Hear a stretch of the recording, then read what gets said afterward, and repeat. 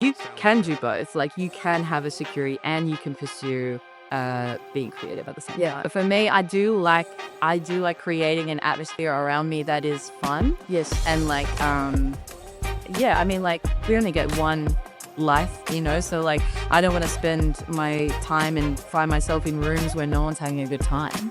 Even now, as people get older and they're like, what am I doing with my life? It's just like, as you need that purpose. And so like, having a job with purpose is one of the best things I could have ever done for myself, in terms of my mental health. Definitely. I know this is where I come from. Yes. And I wish that I knew more about it. Yes. But I don't. That is just the facts of it all. Yes, exactly. I always was Orya. Like, I was ever, because it was confusing if I thought about it too much. So it was just like, so I'm Orya. I know who she is. Yeah. I know what I like. Stick to that. Stick to that. Orya, welcome to the show. Hello, how are you? I'm good. Thank you for joining. I'm really excited about having you on the show. And yeah, so I've got you sitting down here just to talk about your journey. I know, in your very short time, you've already done quite a few things, which is what drew me to sitting down with you and choosing you as somebody who I would find, at least if I was watching the show, as super interesting. I know that if I could give a synopsis of kind of how you got here, you are born to immigrant parents here in Australia. You graduated high school out in central Coast, New South Wales, and then accepted into university. I think you were accepted into Sydney University. Yes. And maybe you can tell me about your journey there. Yeah. And I think you also then moved across to the University of Newcastle. Yeah. Which I learned recently is one of the top 200 universities in the world. Is that so? True fact. Wow. And top 8 in research in Australia. Yeah, it felt good. It felt like they knew what they were doing. So that's good. Check it out. Amazing. And so I just wanted to kind of hear, is that accurate? So, is that kind of where you sort of started? Also wanted to know if that was something that you've always wanted to do when we get to that point. Yeah. So, tell me, immigrant parents growing up in Australia, what was that like for you? Yeah, I mean, I guess as a child, I didn't really recognize them as immigrant parents. They were just my parents. And I guess it wasn't something that was flagged to me until maybe I was in primary school or even like high school, when I started hanging out with friends and seeing their parents, and like the things that they did was different to the things that I was used to. And even just like lunch boxes or like things I would eat for breakfast were different to what other people would have for breakfast. Like, What are we talking about here? Lunchbox. like, well, I like for breakfast example, I had like cocoa rice. I love cocoa rice. And like, I would mention that to people at school and they'd be like, what are you talking about? Like, what's that? Or I don't know. And I always had like slices of meats for breakfast. Like, I was just used to that because my dad's German. So there's always salami. There's always like very heavy mustards, things like. A lot of breakfast I had was a Frankfurt. I love Frankfurts, like maybe with a little bit of Dijon mustard on it for breakfast. But that's a little bit different to Cocoa Pops or I was throwing Wheat Bix challenges, that sort of thing. So I think just little things started to like flag with me. I was like, oh, a little bit different. Yeah. Obviously I look different. Yeah. And growing up on the Central Coast, there I didn't have a lot of other Islander friends. I think there was one other guy that I knew was also Samoan that wasn't my brother. Right. Yes. And so then immediately had a huge crush on him. So because I recognized something in them. And my best friend in school was Korean. I feel like maybe I just kind of gravitated towards other people that weren't, the typical white person. So I kind of, maybe I was just like doing that without realizing it. I was like, oh, you're like me. Yes. You're different like me. Because the Central Coast is very white. Yes. I was going to say, so Central Coast, for those who don't know Australia, it's north of Sydney or north of New South Wales. Yeah. And it's kind of it's like a beach or kind of vibe, right? So there's a lot of, yes. It's a casual, beachy, vibey, very casual, beachy area. So yeah. I think I was just like, "Oh, we're a little bit different, let's stick together." Um, yeah, and I didn't feel like I was wanting for anything. Like, my parents always provided for me. I always had, access to anything I wanted in that regard. Like, if I wanted to play a certain sport, they were more than happy to let me do it. Like, I feel very grateful for that. Yeah. Yeah, they were always very supportive and, like, trying to help me do whatever I wanted to. Yes, yeah. And so school in general was fairly good for you. I suppose you found your way through high school. Mm. Um, and at that point, I suppose I'm interested in understanding at that point, did you have any expectations to be a particular, to have a particular occupation or have a, Mm. sort of a pathway drawn out for you in terms of where you were going to go beyond high school? Yeah, I think so. Maybe I don't know if it's something that my parents instilled in me or maybe just what is ideal, but I knew something sort of academic is what I should do. Or like Yeah. something to do with health is something that I should do because my mom is a nurse and like I have that background and she studied to become a neuro nurse as what she knows and it was something that she could help me with. So then I was like, oh, I should also do something in that sort of health arena. And I don't think there was any sort of really encouragement to do anything creative. Yes. Even though my father is very creative and is like an artist and like, um, but I don't think that I was ever guided down that path. Like I always loved doing drama. I loved singing. I loved being in musicals. Yes. My brother also liked drawing, like very artistic people naturally, but I don't think I was encouraged down that field because it doesn't have as much security as the other stuff. And I am actually kind of grateful in a way for that because I guess we'll get to it, but to the point that I've gotten now, I am so grateful that I have gone down the health route. Like I went into degrees that were to do with health. Yes. And I'm very grateful for that actually. And I know that was like kind of encouraged to do that. Yeah. And that's a huge accomplishment in itself. Mm. So, firstly, if you are, say, Pacific Islander or Polynesian, it can be difficult getting through high school in the first place. Because I was looking at some statistics recently, and I think the graduation rate in Australia for Pacific Islanders or those of that background is around about 70 to 80%, which is not a great deal. But I mean, it's higher than I thought, I suppose. And I maybe don't put me on that, but he's around that number. Certainly, it's not as high as say, your Asian community who like to, well, sort of strive to graduate high school and then move on to tertiary. Mm. But the fact that you had graduated high school in the first place in itself, I think, is also a huge milestone. Yeah. I guess I never really it just felt natural. It felt like something that I should be doing. Um, yeah, I was never I liked school, I'll be honest. Like, I liked going to school. I liked doing well. And yes, like it felt good.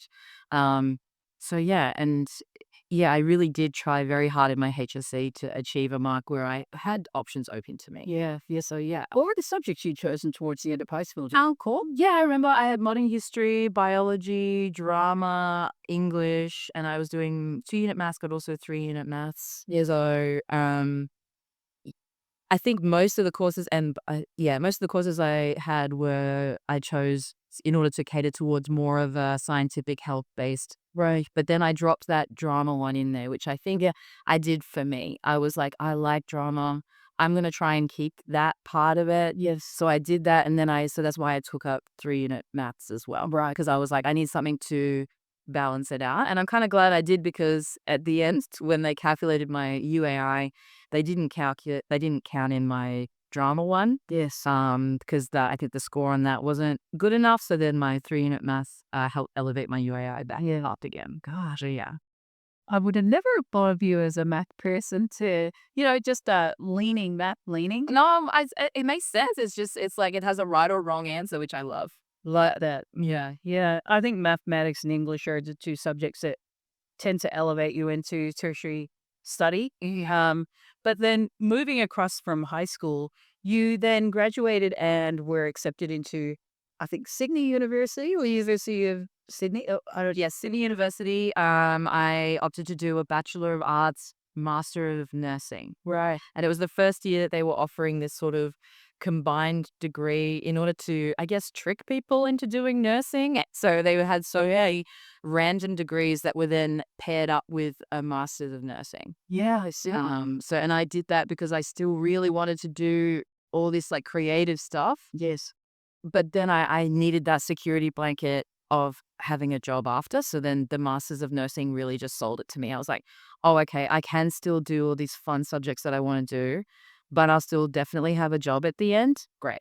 I was so excited to do that. That's super clever because not everybody thinks that way, right? And I know a lot of people who have graduated high school with a degree, whether it's a master's or a bachelor, and they didn't pursue what they study, you know. But yeah, I work in the finance industry. I work in the finance industry, and I heard about somebody who graduated with a master's or I don't even know. Apologies for getting that wrong, but a bachelor in optometry, but they work in the finance industry in data. Yeah, and so it's kind of this. I don't know whether they planned. Maybe they planned to be an optometrist, and I know that they actually started in that space, but then eventually moved away from it. It just didn't work out for them. So I think the fact that you had thought about both as one's a backfall and one's a, yeah, kind of, this is how I'm going to make my money and this is how I'm going to have fun in the meantime. So I do that together. I think I've always been like that though. Like I don't know, maybe some people would see that to my detriment in terms of the creative side of me, but I'm very grateful for it. I'm so happy that I always have this kind of other voice in my head that's like, you can do both. Like you can have a security and you can pursue being creative at the same time. Yeah. Having the presence of mind to think about those two things while trying to build relationships and friendships and your way in the world is not an easy thing to navigate when you're a young person. So that's amazing. And so the University of Sydney. Yeah. But did you finish? No, it like sort of like I think going straight from maybe that's the one thing I would change is that I went straight from high school to uni. So it was like I just didn't get a break, and so then I kind of ran myself into the ground. It was too soon for me, I think, and I wasn't ready for like tertiary education. Yeah. I failed biology, which was one of the prerequisites for doing the master's side of things, and then I was kind of like I had to kind of reassess and I was like, okay, isn't this actually something I want to do, can do? Yes. What are my other options rather than just going back and doing it again? Yes. And yeah, my friend at the time was doing radiography and she was telling me all about it. And I was like, you know what? Maybe I just go fully hard into the health side of things. Yep. Nursing is something I could do, but I also have these marks high enough to do radiography. So, and what she was telling me about it, it sounded, very accessible and easier than nursing. Chewed on it. Yeah. So I was like, okay, I'm going to apply for that. And then I got into that. So I changed degrees and I started going to Newcastle Uni the next year after that. Ah, yeah, I see. And that's sort of Sydney's obviously much further away from where you grew. Yeah, I mean, the Central Coast is like in the center. So it was kind of like instead of going in that direction, I'm going the opposite direction, which is also symbolic in a way. I was kind of like, I tried initially to just go to Sydney and try to pursue arts and sciencey stuff at the same time. Yes, I couldn't do it. I changed direction and went completely the other way. And I was like, I'm just going to focus on radiography. Yep. Get that done and then see what happens. And did you feel like you were around your peaks then when you sort of moved like how long did it take you studying at University of Newcastle? Do you then feel like you were in the right place at that time? I think it took a while. The benefit of it was that it's only a 3-year degree. So I was like, it wasn't going to be forever. No, it's not going to be forever. It definitely had like an endpoint. So that was also a draw card as well. And I think it wasn't only until like the last year is when I actually met people that were like-minded like me. Right. And like even one of my best friends to this day now, we bonded over the same sort of thing because he was doing a degree of fine arts first. Right. He then quit out of that and went straight into radiography like me. So now we're still like, he's like my best friend. So because we kind of connected over that, yeah, I was like, it wasn't until like the last year until I met people that were the same. Because like the people I talked to initially, very like, oh, I'm just using this to get into med, or I'm just using this degree to get into what? Stepping stone. It was a stepping stone degree. Yes, 100%. And I was like, oh, okay. You had an end in mind. You're like, I'm going to finish. Yeah, I'm going in this field. Yeah, now I make a decision thereafter. Yes, whatever. Let me just get my feet on the ground, and then reassess from there. Yes, yeah. And so if you were, I mean, I know that many Pacific Islanders are nurses actually, in the medical field. If you were, say, giving some advice to anyone who's studying it, what would you, I suppose, what would be the top couple of things that you would give as advice in terms of getting to that point and sort of sticking to it? Because I know people tend to sort of go, I don't, not everybody likes to study. Not everybody likes to sit in front of books and No, be that disciplined. no. I think I would, if they've already started, I'd say definitely finish it. It's such a good degree to have in your back pocket. We're always going to need nurses, like especially with COVID happening. I was so grateful for the job that I had because I was able to work through that whole period. So I think it is an excellent job to pursue, and it's also a beautiful job in that any sort of health job is that you finish when you clock off at the end of the day, you clock off. You don't have all this other work that you need to catch up on. Like, yes, when you finish work for me, I've done my list of patients. I get to go home and I can do what I want and then I can pursue. So it's like a beautiful career to pursue. Even if it's not your dream and your passion, it's still such a great job to have and you're so useful to society. You're going to be needed. Yeah. And you can do whatever you want. If you really want to pursue something else, you can do both. Yes, you can. So like I would say just keep at it. It's like, yeah, it's such a good skill to have and it's so useful to have. Had you gone through any moments where you thought, I don't know if I can finish this up year two or No, not really. It felt right. It felt good. Like I think any sort of job where the end result is you helping people, yes, you don't I feel like I wouldn't get at that. a miling? Yeah, exactly. If it's the kind of degree where um the purpose at the end of it is very self-fulfilling, sure. But I feel like any sort of health kind of job, I was like, I know I'm going out there to like then help other people. Yes. So that was what was like driving me, and it felt like a good reason, a Yes. good way to get money. Yes. Yeah.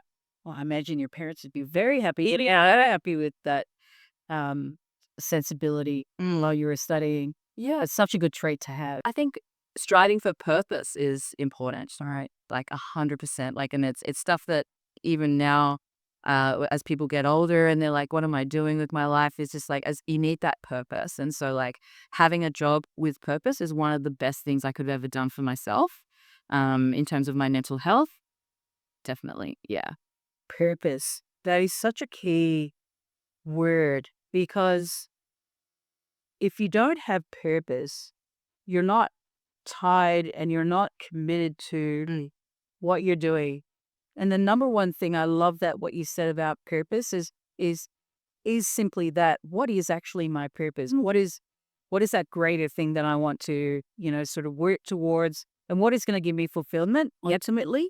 I think that's in anything that you do, right? In your life, purpose is the And everyone's purpose is different. I know, like, what I was saying is that it's to do with helping people, but that might be in any other way. Like, some people can be, they want to create film, and that's their purpose for them is like, I want to explore and like, and even this podcast, for example, like, just I want to do something creative and you create things that other people see and see themselves in. That's my purpose, and that's why I'm doing it. It's just having that why is like, yeah, yeah. And fun. Yes, I know you to be such a funny person. Like you are just naturally hilarious in your day-to-day life. Do you just like to apply fun in your day-to-day life or is that something that you would do for others as in create fun and laughter for others, but do you also live it in your generally? Is that something? Because I'm always curious about, say, comedians, if whether they can't say you're super funny, but is that how they also like to live their lives? oh yeah, I think every human in the end is different. Yeah, exactly. But for me, I do like creating an atmosphere around me that is fun. Yes. And like yeah, I mean like we only get one life, so like I don't want to spend my time and find myself in rooms where no one's having a good time. Like obviously can read a room though. If it doesn't need it, then I'm not gonna do it. But like Yeah, I do turn it on sometimes in social situations, and then other times I don't. It just depends if I'm around people I'm comfortable with. Yeah. When I'm at home alone, I definitely do switch off a little bit more. I don't have to do that. But yeah, it just always that's something that came very natural and very easy to me. I realized pretty early on that like making people laugh just made the mood so much lighter. So good, isn't it? And like, and then it was something when it happened, I think maybe when I was young and I realized I could do it, I was just like, oh, this is a good tool to have. Like, I should have used this more. And I think just the more I did it, the more people got comfortable, the more people liked me, the more people would then reach out to me to do stuff or be friends with me. Um, so yeah, it was like a little tool I had in my belt that I could just whip out when I wanted to. That being said, it is tiring and I'm not going to do it all the time. And I do resent the time sometimes when people say to me, like, oh, it's always nice to have Orya. Like, we should get Orya around. You know, that kind of, it's like, I'm not a monkey at the same time. Yeah, like to make people feel better. It's But not my job. No, it's not my job. That's right. You like to create because that you know that that's something you enjoy doing. Yeah, I know that there's benefits of that on with other people. And I'm going to say that that's awesome a lot with you because it's interesting is because you've got like this career of radiography. You're obviously helping people. You're in the medical field, such a necessary role to play in life. Um, and so people are receiving the benefits of that, immediate benefits. And then you've also got this other half of you, this other profile of yourself, it'd be like where um, you're also making people laugh and you're serving, like it's such what a rewarding, thing to do in life. Like I don't know that people necessarily see it that way, that sometimes it's just, self-fulfillment. You go, oh yeah, well, this is what makes me happy. But actually, when you're looking at it from outside in, you go, oh, you're just helping people, yeah, society, and you're having fun along the way. It's a cool thing to do. yeah, I mean, I've never really looked at it that way. I guess in my head, my job being a radiographer was always what I did out of selflessness to help the community that I'm in, or like, yeah, just have that purpose. And then the other side, the comedy and like doing improv and whatever, that was more for me. That was something that I was doing for me. You know, I was just like, okay, well, I want to have fun in this life too. What can I do that gives me joy and brings me fun? And so then I started doing improv and I was like, I love this so much. Like, I know I am making people laugh and I just happen to be good at it, but like, I get so much out of it as well. So it kind of really worked out like for me. On the improv side, yeah. How did you get in there? Like, did you just start small or did you Well, come across other people that you knew and you were like, I get what goes that way to doing action drama actually in high school is when I first started doing improv. Yes, because my drama teacher, she put on Whose Line Is It Anyway? And like we watched it and I was like, give me it and drawn to yeah, I was like, this is so good. This is so funny. yeah, And then I think I got voted drama queen or something in like year 12. Like it was like improv queen. Anyway, that's very even to talk about. But yeah, and I remember being like, "Oh, that's fun. Like, I'm good at this. That's so nice." And then I just kind of forgot about it for a while because it didn't seem like something that you could pursue. So I was like, "That was a nice thing that happened. Forget about it." And then after finishing my degree, moving out to Campbelltown with my first job, doing that for a year, traveled around the world for a little bit, came back, got a new job in Sydney, and I was working there for like 2 years. And then I was kinda like, "What am I doing? Like, is this my life? Like, do I just get up, go to work, come back, go on a holiday every now and then?" And then I was like, "I want something else. Like, I want something else to fulfill me." So then I started trying to remember things that I used to like to do, and I was like, "Oh, I liked doing improv. I wonder if there's an improv class around." And a guy that I knew from the Central Coast posted up a story on Facebook that was like, "Hey, come see my grad show, my improv grad show." And I was like, "Okay." So I went and I watched it and I was like, "Yes, I miss this. I want this. I want to be a part of this community. They're having so much fun up there." So I, like, signed up for classes, like, the next week, and I haven't looked back, and it's been, like, the best. that's such an amazing story. And you mentioned also that you traveled around the world after you'd finished university and so on. which in itself, I imagine, would have probably led to some creativity. You got to see different parts of the world and then understand how people behave in different parts of the world. Yeah, maybe, there's this culture aspect as well.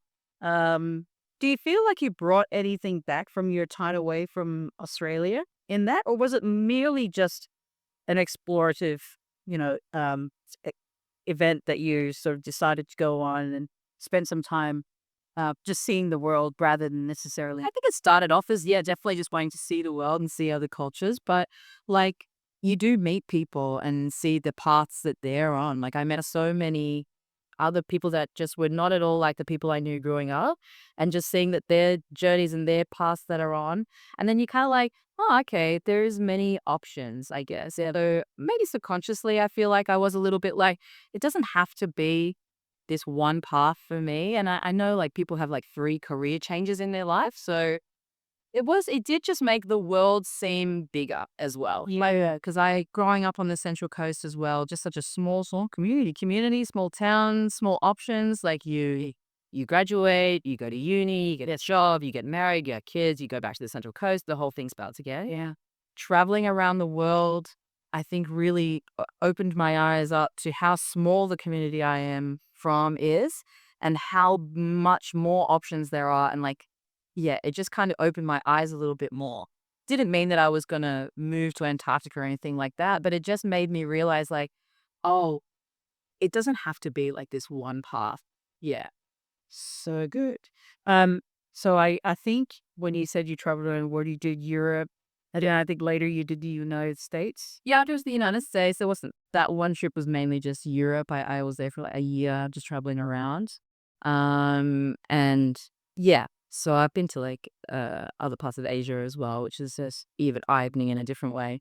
But yeah, it was so great and I just really enjoyed it because like I wanted to go to Europe, especially because my dad is German, so I wanted to see that part of my heritage as well. And yeah, I just found it so interesting. Like, why did my dad leave to come to Australia? Like, I had all these kind of questions. So, yeah. Yeah, that's so good. So here you are today. Um, what are you now focused on?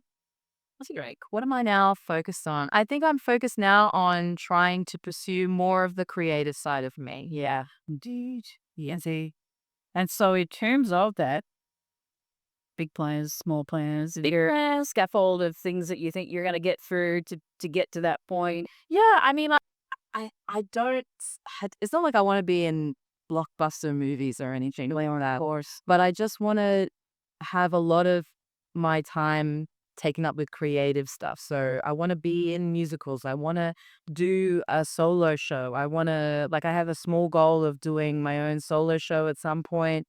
I want to be in more musical theater because I love doing that as well. Yeah. So yeah, that's more the goal at the moment. Yeah, I feel like there's a whole world just in drama or just in comedy and short films or, ads or whatever. There's this whole ecosystem that you could probably never really sort of exhaust if you like. And if you get to a certain point, you can always go back and do something else. Yeah. That's such a cool thing. So I wanted to talk to you about coping with pressure. Growing up through your teenage life and obviously your younger adult years. Um, what were some of those coping mechanisms for you if you ever came into hard times or you felt like getting up or you felt like you weren't going in the direction you wanted to go, or was that never an issue for you? Um, yeah, I think there was definitely a lot of time I felt pressure. I think in terms of the way I would cope with it would be to, I guess, fight back at it and deflect it. So like I think I would just I got a lot of piercings, even that I've told you. But like, and I would do that to sort of rebel against this pressure that was put on me to be perfect. Yeah. So like, I think I felt a lot of pressure to like do the right thing, be a good model of for whoever. And then I was like, no, I don't have to do that. I'm gonna go get I'm gonna do this thing. Yeah, I'm gonna do something like that. And just something so small, such a micro kind of aggression in a way of fighting back. and like taking, especially using my body, I guess, as something that I have control over. Like I didn't have no control over my life at that point. Yes. I was kind of, it felt dictated what I was doing and like where I lived and that sort of stuff. So I did have one control over one thing, and it was my own body. And I feel like that's why I um, got piercings. That's what I did. Whereas other people might get tattoos or something like that. Or and I guess some people would then use drugs as well. Because again, that is something that they have control over. It's like I can control how I feel in my body, so that's what I'm going to do. And were you ever exposed to substance abuse, or, those who chose to be others to escape pressure and those sorts of things? I think, especially not in high school. Thankfully, the people I had around me very academically minded, so we didn't really do anything like that. Little theater geeks, I think is the I used to hang out with. And so then when I went to uni, that's when people around me started doing drugs. Like all of a sudden, people were smoking marijuana, and there was speed was like, and I was just like, oh, okay. People were just talking about this like it's normal and natural, but it was, I had never, no tendency, no tennis, no one, like, this was the first time. I think I would have been like 20, what was I, like 22, something like that. And then um, and I just was like, I just didn't want any part of it. So I was kind of like, I don't know, thank you. Happy for other people to be doing it around me, but it's just not something that I want to be a part of. And I'm not too sure why, but yeah, it's just never something that I've gravitated towards. Yeah, yeah. I love that. And so I love that you have got yourself to a point where you have a you have a plan for how you want to continue having fun. And I think that's what you need to lead with, isn't it? Purpose in fun, some sort of a plan that you feel like you're living a fulfilled life in the way that you define it. And I think a lot of it is just about remembering that actually it is your life. Yeah. The same way that you remembered that if I'm going through pressure, or if I want to express myself in a way that isn't ordinarily speaking to somebody through your piercings, then it is about that just kind of, well, you know what? This is my life. I'm just going to live it the way you only have one life. Yeah. And I'm just going to live it the way I know, live it the way I want to. Yes. And not be in fear of necessarily being judged by others. Yeah. I mean, we're always going to feel worried about being judged by our parents. That's they are always a voice in my head. That's that could be a good thing, actually. It kind of keeps us grounded. Yeah. Oh, yeah. Oh, I've got my parents. So yes, exactly. Yes. Because yeah, I'm always grateful to them. So like, yeah, they're always going to be that kind of little voice in my head that's like, but what if you did it? I guess then the traditional voice in my head are my parents. And then the other side of me is like, oh, what if I did it differently though? Yeah. Yeah. So, yeah. And can I ask you about your, I guess, did you ever have an identity crisis? Right. So I know, so being part Samoan, part German, did you ever sort of think about, oh, where do I lie? Like, where are my, you know what I mean? Where are my roots? Yes, normally. Or did you just go, you know what? I'm just a riot. That's who I am. You're not going to be led by my, you know what I mean? Like a cultural identity or anything. Yes, I think you're right. I think I always was a riot. Like I was never, because it was confusing if I thought about it too much. And it was just like, so I'm a Raya. I know who she is. Yeah. I know what I like. Stick to that. Stick to that. Because like, it's confusing. Then if I look to my dad, who's like German and has a very strong cultural heritage in that direction, and then if I look at my mum as well, and she also very strong cultural, heritage there. They speak English to each other though. So like, I grew up speaking English. I didn't grow up with any of the traditional Samoan foods. I didn't grow up Cocoa rice. except for cocoa rice. That's true. But like, we weren't digging a hole out the back and we had any was a yarrow and exactly. So like the first time I went to Samoa, it was a bit of a cultural shock. I was like, is this my community? Or is this who I am? Right. Because I don't connect with it. Yeah.